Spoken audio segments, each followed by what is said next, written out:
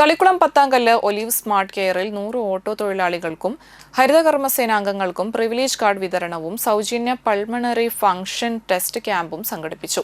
തളിക്കുളം ഗ്രാമപഞ്ചായത്ത് അംഗം സുമന ജോഷി ഉദ്ഘാടനം ചെയ്തു. ദിനേശ് രാധാകൃഷ്ണൻ അധ്യക്ഷത വഹിച്ചു. ഡോക്ടർ നഹിദ മുഹമ്മദ്, അരൂപ്, ക്രിജിത്ത്, ഡോക്ടർ ഹാഷിം, ഹാരിസ് എന്നിവർ സംസാരിച്ചു. 100ഓളം പേർ ക്യാമ്പിൽ പങ്കെടുത്തു.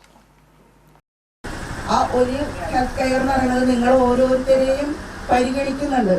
പിന്നെ ഒരുപാട് ആൾക്കാർക്ക് കൊടുത്തിട്ട് അത് എന്താ പറയാ സക്സസ് അവാർഡ് പോകുന്നതിനേക്കാൾ നല്ലത് സെലക്റ്റഡ് ആയിട്ടുള്ള ആൾക്കാർക്ക്.